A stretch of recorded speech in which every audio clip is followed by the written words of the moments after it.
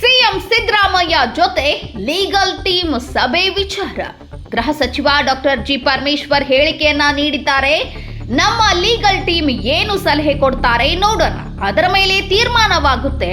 ಕಾನೂನಾತ್ಮಕವಾಗಿ ಪರಿಶೀಲನೆ ಮಾಡಬೇಕಾಗುತ್ತದೆ. ನಿನ್ನೆ ಕೂಡ ಎಂಪಿ ಎಂಎಲ್ಎ ಕೋರ್ಟ್ನಲ್ಲಿ ತೀರ್ಪು ಬಂದಿದೆ. ಸಿಆರ್ಪಿಸಿ ಸೆಕ್ಷನ್ ಕೋರ್ಟ್ ಮಾಡಿದ್ದಾರೆ. ಆ ಕಾನೂನು ಎಫೆಕ್ಟ್ ಮಾಡೋ ಹಾಗಿಲ್ಲ. ಬಿಎನ್ಎಸ್ಎಸ್ ಅಡಿಯಲ್ಲಿ ಕೊಡಬೇಕಿತ್ತು ಅನ್ನೋ ಚರ್ಚೆ ಇದೆ. ಕಾನೂನು ದಂಡ ಹೇಗೆ ಸಲಹೆ ಕೊಡ್ತಾರೆ ಅದರ ಮೇಲೆ ಚರ್ಚೆ ಮಾಡಿ ತೀರ್ಮಾನ ತೆಗೆದುಕೊಳ್ತೇವೆ. ಕಾನೂನು ಹೋರಾಟದಲ್ಲಿ ಹಲವು ಹಂತಗಳಿವೆ. ಈಗ ಡಿವಿಷನಲ್ ಬೆಂಚ್ಗೆ ಹೋಗ್ತೇವೆ. ಅದಾದ ಮೇಲೆ ಸುಪ್ರೀಂ ಕೋರ್ಟ್ಗೆ ಹೋಗಬೇಕಾಗುತ್ತೆ. ಅದೆಲ್ಲವನ್ನ ಚರ್ಚೆ ಮಾಡಿ ಅಂತಿಮವಾಗಿ ತೀರ್ಮಾನ ಮಾಡ್ತೇವೆ. ಬಿಜೆಪಿಯವರ ಪ್ರತಿಭಟನೆ ವಿಚಾರವಾಗಿ ಪ್ರತಿಕ್ರಿಯಿಸಿದ ಅವರು, ಸ್ವಾಭಾವಿಕವಾಗಿ ವಿರೋಧ ಪಕ್ಷವಾಗಿ ಅವರು ಮಾಡುತ್ತಾರೆ, ಮಾಡಲಿ.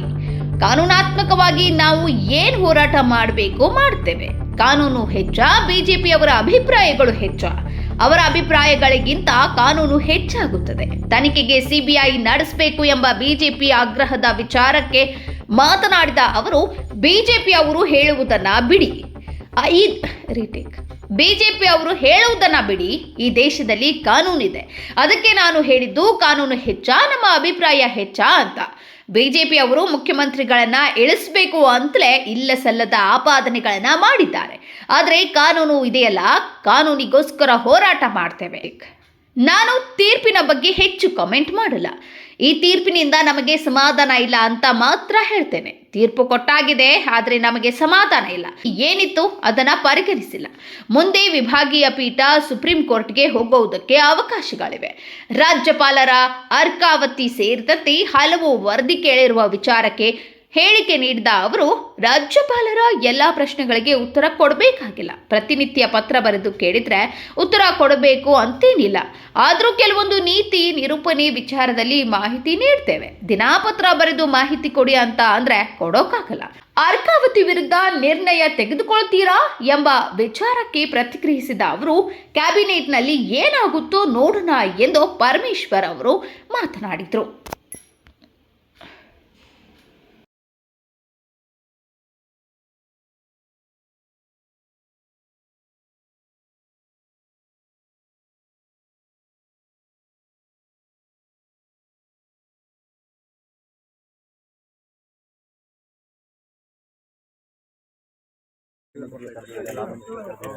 ಏನು ಅವಕಾಶಗಳಿದೆ ಗೊತ್ತಿಲ್ಲ. ಏನು ಲೀಗಲ್ ಟೀಮ್ನವರು ಏನು ಅಡ್ವೈಸ್ ಮಾಡ್ತಾರೆ ನೋಡೋಣ, ಅದ್ರ ಮೇಲೆ ತೀರ್ಮಾನ ಆಗುತ್ತೆ. ಈಗಲೇ ಎಕ್ಸಾಮಿನ್ ಮಾಡಬೇಕಾಗ್ತದೆ. ನಿನ್ನೆ ಕೂಡ MP MLA ಕೋರ್ಟಲ್ಲಿ ಅವರು CRPCನ ಕೋರ್ಟ್ ಮಾಡಿದ್ರು 156. ಅದು ಈಗ ರಿಡಂಡೆಂಟ್, ಅದು ಎಫೆಕ್ಟ್ ಮಾಡೋಂಗಿಲ್ಲ. ಏನು BNSS ಈಗಾಗಲೇ ಎಫೆಕ್ಟಿವ್ ಕೊಟ್ಟಿದ್ದಾರೆ 1724 ಅಂತಾನೆ ಅದು ಎಫೆಕ್ಟಿವ್ ಬಂದಿದೆ. ಅದರ ಅಡಿಯಲ್ಲಿ ಕೊಡಬೇಕಾಗಿತ್ತು. ಇದು ಕೂಡ ಈಗ ಚರ್ಚೆ ಆಗ್ತಾ ಇದೆ. ಅದನ್ನು ನೋಡೋಣ, ಲೀಗಲ್ ಟೀಮು ಯಾವ ರೀತಿ ನಮಗೆ ಅಡ್ವೈಸ್ ಮಾಡ್ತಾರೆ ಅದ್ರ ಮೇಲೆ ಚರ್ಚೆ ಮಾಡಿ ತೀರ್ಮಾನ ಮಾಡ್ಬೇಕಂತಾನೆ ಅಥವಾ ಸುಪ್ರೀಂ ಕೋರ್ಟ್ ಗೊತ್ತಿಲ್ಲ. ಏನು ಸ್ಟೇಜಸ್ ಇದೆಯಲ್ಲ, ಇದಾದ್ಮೇಲೆ ಡಿವಿಷನ್ ಬೆಂಚ್ ಹೋಗ್ಬೋದು. ಅದು ಆದ್ಮೇಲೆ ದೆನ್ ಸುಪ್ರೀಂ ಕೋರ್ಟಿಗೆ ಹೋಗ್ಬೋದು. ಈ ಥರ ಆಪ್ಷನ್ಸ್ಗಳಿದ್ದಾವೆ. ಅದನ್ನೆಲ್ಲ ಎಕ್ಸಾಮಿನ್ ಮಾಡಿ ಅಂತಿಮವಾಗಿ ಒಂದು ತೀರ್ಮಾನವನ್ನು ತಗೊಳ್ತೀವಿ. ಇವತ್ತು FIR ಏನಾದ್ರು ದಾಖಲಾದ್ರಿ ಸರ್, ಮತ್ತೆ ಹೋರಾಟಗಳು ಶುರು ಆಗ್ತವೆ. ಇವತ್ತಾಗಲೇ ಬಿಜೆಪಿ ಗಾಂಧಿ ಪ್ರತಿಭಟನೆ ಇಟ್ಕೊಂಡಿದ್ದಾರೆ, ರಾಜೀನಾಮೆಗೆ ಆಗ್ರಹಿಸಿ. ಸ್ವಾಭಾವಿಕವಾಗಿ ಅವರು ವಿರೋಧ ಪಕ್ಷವಾಗಿ ಮಾಡೋದನ್ನ ಮಾಡ್ತಾರೆ. ನಾವು ಕಾನೂನಾತ್ಮಕವಾಗಿ ನಾವೇನು ಮಾಡಬೇಕು ಅದನ್ನ ನಾವು ಮಾಡ್ತೀವಿ. ಈಗ ಕಾನೂನು ಹೆಚ್ಚ ಅಥವಾ ಅವರ ಅಭಿಪ್ರಾಯಗಳು ಹೆಚ್ಚ? ಭಾರತೀಯ ಜನತಾ ಪಾರ್ಟಿಯ ಅಭಿಪ್ರಾಯಗಳು ಹೆಚ್ಚಾಗೋದಿಲ್ಲ. ಕಾನೂನು, ಈ ದೇಶದಲ್ಲಿ ಕಾನೂನು ಹೆಚ್ಚಾಗ್ತದೆ ವಿನಃ ನಮ್ಮ ಅಭಿಪ್ರಾಯಗಳು ಹೆಚ್ಚಾಗುತ್ತೆ. ಈಗ ಮುಖ್ಯಮಂತ್ರಿಗಳಾಗಿ ಅಧಿಕಾರದಲ್ಲಿದ್ದಾಗ ಲೋಕಾಯುಕ್ತ ಸಂಸ್ಥೆ ಎಷ್ಟು ಮಟ್ಟಿಗೆ ಪ್ರಾಮಾಣಿಕ ತನಿಖೆ ಆಗುತ್ತೆ ಅಂತ ಅದನ್ನ ನೋಡೋಣ. ಯಾವ ರೀತಿ ನಾವು ಕೂಡ ಎಕ್ಸಾಮಿನ್ ಮಾಡ್ಬೇಕು. ಹೀಗಾಗಿ ಏನಂದ್ರೆ ಸಿಬಿಐ ಕೊಡಿ ಅಂತ ಸರ್ ಅವ್ರು ಹೇಳೋದನ್ನ ಬಿಡಿ. ಅಂದ್ರೆ ಕಾನೂನು ಇಲ್ವಾ ಈ ದೇಶದಲ್ಲಿ? ಕಾನೂನು, ನಾನು ಅದೇನೇ ಹೇಳಿದ್ದು, ಕಾನೂನು ಹೆಚ್ಚ ಅಥವಾ ನಮ್ಮ ಅಭಿಪ್ರಾಯಗಳು ಹೆಚ್ಚ? ಭಾರತೀಯ ಜನತಾ ಪಾರ್ಟಿಯವರು ಸ್ವಾಭಾವಿಕವಾಗಿ ಮುಖ್ಯಮಂತ್ರಿಗಳನ್ನು ಇಳಿಸ್ಬೇಕು ಅಂತೇಳಿ ಇಲ್ಲ ಸಲ್ಲದ ಆಪಾದನೆಗಳು ಮಾಡಿ ಇದನ್ನೆಲ್ಲ ಮಾಡಿದ್ದಾರೆ.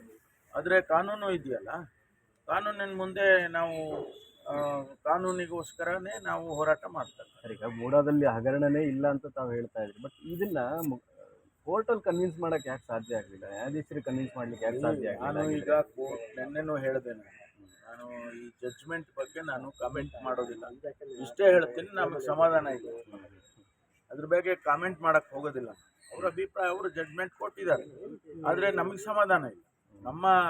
ನಮ್ಮ ಪ್ರೇಯರ್ಗಳೇನಿತ್ತು ಮತ್ತು ನಾವು ಕೊಟ್ಟಂಥ ಎವಿಡೆನ್ಸ್ಗಳು, ನಾವು ಕೊಟ್ಟಂಥ ಮಾಹಿತಿಗಳು, ಅದನ್ನು ಅವರು ಪರಿಗಣಿಸಿಲ್ಲ ಅನ್ನೋದೇ ನಮಗೆ ಇರ್ತಕ್ಕಂಥದ್ದು. ಹಾಗಾಗಿ ನಮಗೆ ಮುಂದೆ ಇರುವಂಥ options divisional bench, supreme court, ಅದೆಲ್ಲ ಹೋಗೋಕ್ಕೆ ಆಪ್ಷನ್ಸ್ಗಳಿದಾವಲ್ಲ.